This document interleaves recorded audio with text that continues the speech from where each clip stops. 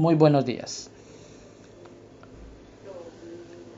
Hoy iniciaremos con el módulo número 3, que es el módulo del marco conceptual. Es basado en el artículo 2 de la resolución 1409, donde habla de las definiciones. Recordemos que la resolución 1409 de julio del 2012 establece unos criterios específicos sobre las medidas de prevención y protección. Entonces el artículo número 2 lo que hace básicamente es identificar los conceptos técnicos que tienen que ver con todo lo que se utiliza en trabajo en alturas, ¿sí? Nosotros estamos acostumbrados a utilizar algunos nombres de algunos equipos, de algunos elementos o de algunas cosas que a veces les damos nombres coloquiales, como por ejemplo ponerle al arrestador de caídas, al freno para línea de vía vertical, darle el nombre de carrito o darle el nombre de yoyo a la línea de vía autorretráctil. Pues la norma ya nos especifica unos conceptos técnicos que son los que nosotros básicamente debemos usar dentro de los procesos de formación, y preferiblemente usarlos también en la parte técnica de lo que nosotros hablamos cuando desarrollamos actividades de trabajo en alturas. Es muy importante establecer los criterios de la norma para evitar confusiones frente a eso. Entonces, iniciemos con los objetivos de la norma. Reconocer los términos utilizados acorde a la normativa para el desarrollo de las actividades de trabajo en alturas. Y de esta manera se unifican y se clarifican los conceptos por parte de todos los actores que desarrollan este tipo de actividades. La primera definición de la norma habla del absorbente de choque y dice la norma que es un equipo cuya función es disminuir las fuerzas de impacto en el cuerpo del trabajador o en los puntos de anclaje y en el momento de una caída. ¿Eso qué quiere decir? Que el absorbente de choque no solamente está diseñado para proteger a las personas, sino para proteger los puntos de anclaje.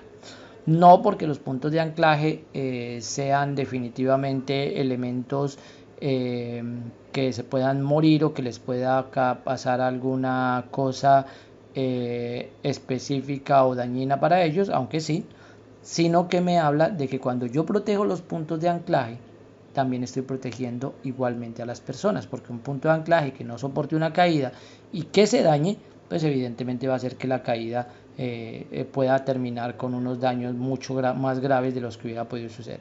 Entonces existen dos tipos. Ustedes en la imagen ven de derecha a izquierda, ven un absorbente de choque de una eslinga, que es un absorbente de choque de paquete, donde encontramos una cinta que va interna recosida y que en el caso de una caída o de un impacto, al momento de descoserse o al momento de desarmarse el absorbente de choque, lo que va es a reducir la carga sobre el trabajador.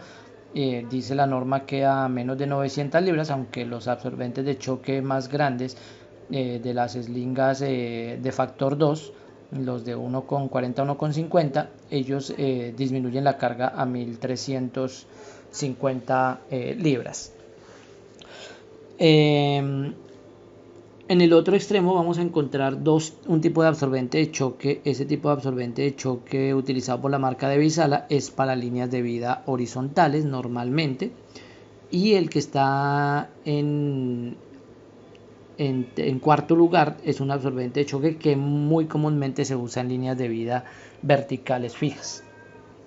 En el otro caso estamos encontrando el absorbente de choque que va incluido dentro de las eslingas resortadas, ¿sí?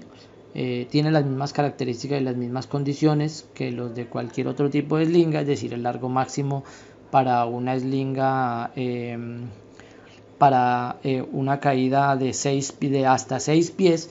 El absorbente de choque tiene 48 pulgadas o 1 metro con 20 centímetros, y en el caso de las eslingas que permiten unas caídas de hasta 3 metros con 60 centímetros, el absorbente de choque tiene entre 1,40 y 1,50 según ANSI Z359.3.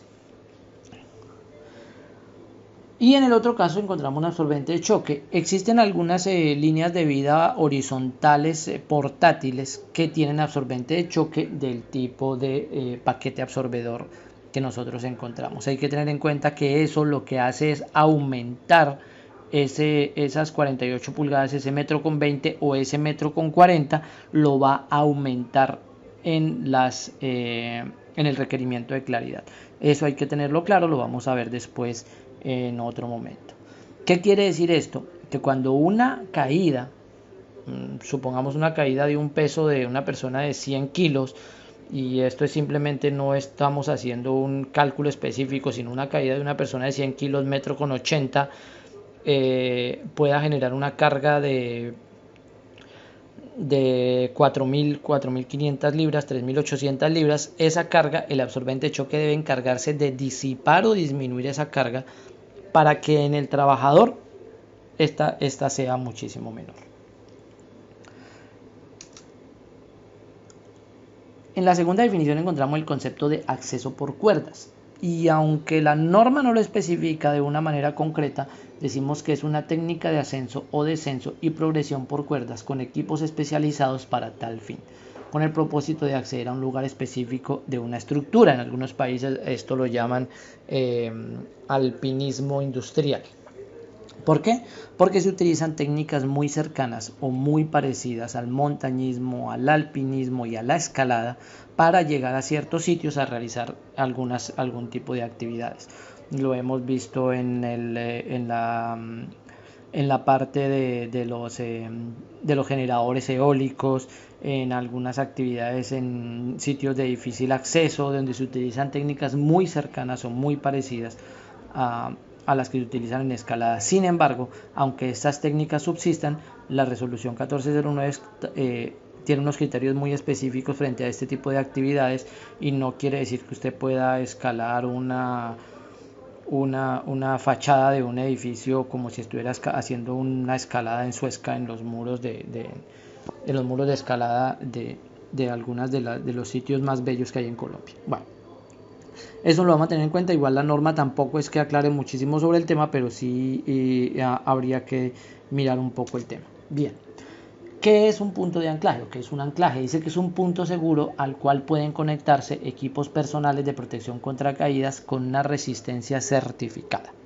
Recordemos que esta resistencia certificada, según la resolución 1409, debe ser de mínimo 5.000 libras por persona conectada, que corresponde a 2.272 kilogramos o 22.2 kilonewton. ¿Sí? Con un factor de seguridad, que ya veremos qué es eso. En el caso del trabajo en altura hablamos de un factor de seguridad de 2, y deben ser diseñados y certificados por el fabricante, cuando es una empresa fabricante la que la diseñe, o por una persona calificada, ya que puede ser un ingeniero calculista o una persona que realice cálculo estructural y conozca sobre resistencia a materiales, quien puede diseñar ese punto de anclaje, y a su vez certifica el cumplimiento a través de cálculo matemático si excede o no las cargas mínimas necesarias para los puntos de anclaje, que en algunos casos hablamos de 3.600 libras.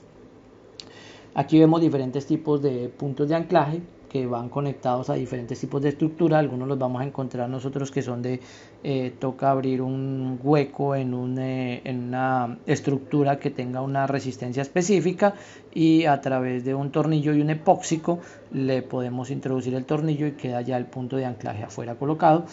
En el caso de la segunda imagen que vemos de la izquierda hacia la derecha, encontramos un punto de anclaje que llama punto de anclaje de peso muerto, y es simplemente un peso específico que va ahí y que puede controlar la caída en las mismas condiciones. Entonces tengamos presente eso con los puntos de anclaje. Bien, aprobación de equipos. Les estaba yo hablando ahorita de lo importante de cuando una persona calificada, un ingeniero, es quien diseña los puntos de anclaje. Esta persona debe dar con su firma, mediante su firma, la aceptación o la aprobación o la certificación de que este equipo cumple, evidentemente. ¿Por qué razón es importante esto? Porque como no todo el mundo entiende el cálculo matemático que se hace para el cálculo estructural, pues lo que yo debo tener es un lenguaje mucho más sencillo, definido por la persona calificada, si el equipo cumple o no cumple. eso lo convierte a él en la persona responsable del tema, y eso es importante que se haga. Cuando no lo diseña una persona calificada, sino que es comprado, sino que es se compra el punto de anclaje, simplemente lo que nosotros vamos es que el elemento debe ser certificado, aunque obviamente el sitio donde se van a instalar deben cumplir con sus requerimientos. Recordemos que hay una normativa que nosotros tenemos frente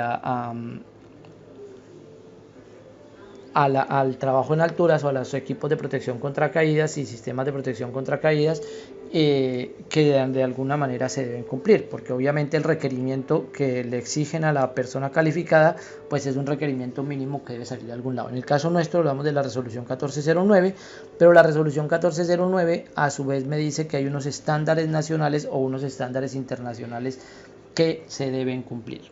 En el caso, por ejemplo, de los Estados Unidos, tenemos dos entidades, una que es la OSHA, que es la Occupational Safety and Health Administration, la Administración de Seguridad y Salud en el Trabajo de los Estados Unidos, que es básicamente como, digamos, como una relación con la Dirección de Riesgos Laborales del Ministerio del Trabajo aquí en Colombia, y es quien define los criterios mínimos para todo lo que tiene que ver con la administración de los riesgos.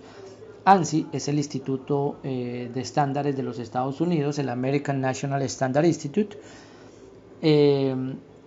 donde simplemente vamos a encontrar allá que es el referente para Colombia. Sería como si en Colombia habláramos del ICONTEC, el Instituto Colombiano de Normas Técnicas, que básicamente sería el estandarizador en Colombia de algunos elementos específicos.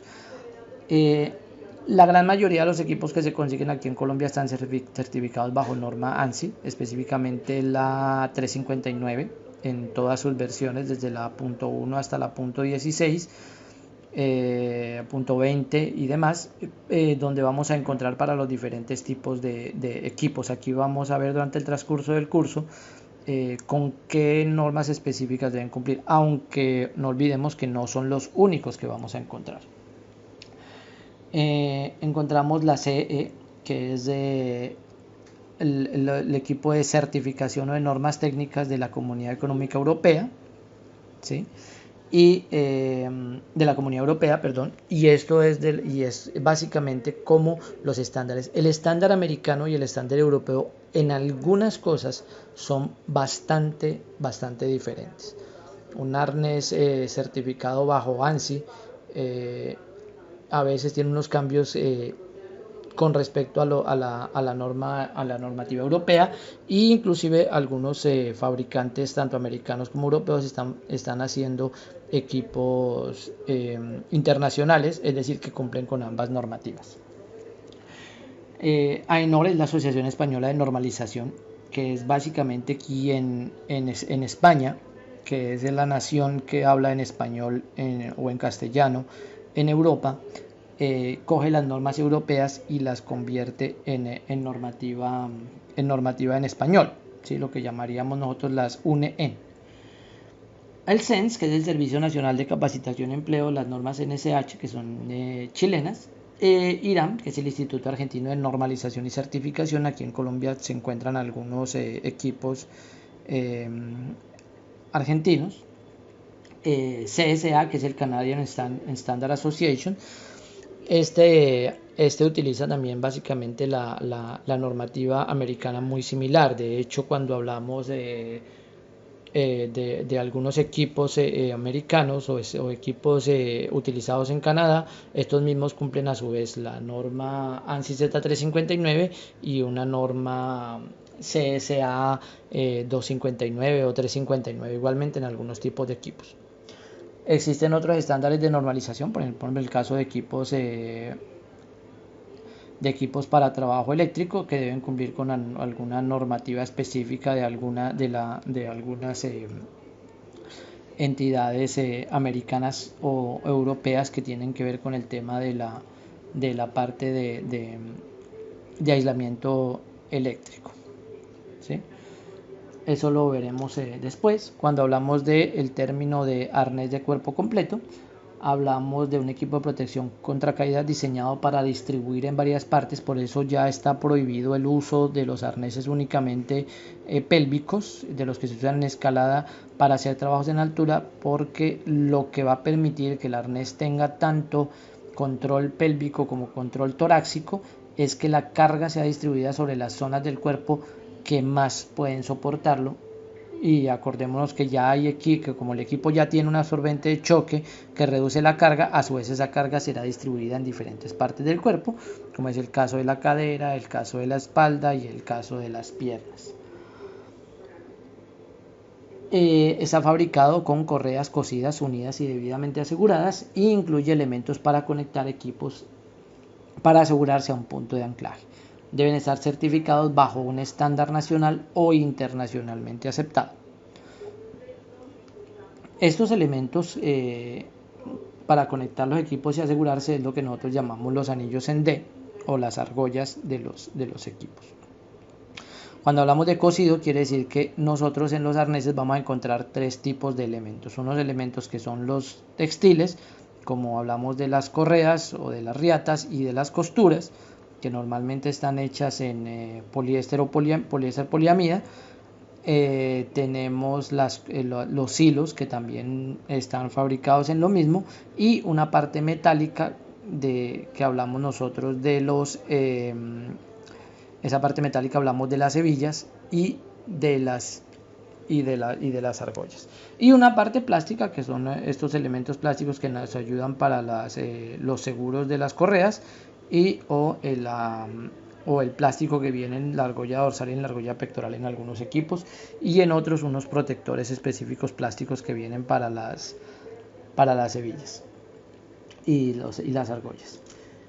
Bien, ayudante de seguridad. Cuando hablamos del ayudante de seguridad decimos que es un trabajador designado por el empleador para verificar las condiciones de seguridad y controlar el acceso a las áreas de riesgo de caída de objetos y personas. Debe estar capacitado, debe estar formado en el nivel avanzado en trabajo en alturas, o debe tener la certificación de la norma de competencia laboral vigente en trabajo seguro en alturas, en la parte de realizar trabajos en alturas en el nivel avanzado. Entonces a eso hace referencia, es simplemente una persona que le colabora, o digamos que es un apoyo para el coordinador de trabajo en alturas en la parte de seguridad. Y es un trabajador designado, no implica ni el aumento del salario, ni implica la creación de un nuevo cargo específico, es simplemente un trabajador designado que va a cumplir funciones de verificación y demás. La definición de baranda hace parte de las medidas de prevención, y dice que es una barrera que se instala al borde de un lugar para prevenir la posibilidad de caída. Debe garantizar una capacidad de carga, debe garantizar contar con un travesaño de agarre superior, una barrera colocada a nivel del suelo, que es lo que nosotros llamamos el rodapié, para evitar la caída de objetos, y un travesaño intermedio o barrera intermedia que prevenga el paso de personas entre el travesaño superior y la barrera inferior. Aquí vamos a encontrar las características. Encontramos que el requerimiento de la resistencia estructural de la baranda debe ser de 200 libras, que son 90.8 kilogramos de carga puntual en el punto medio, es decir, en toda la mitad del travesaño superior, para la baranda aplicada en cualquier dirección.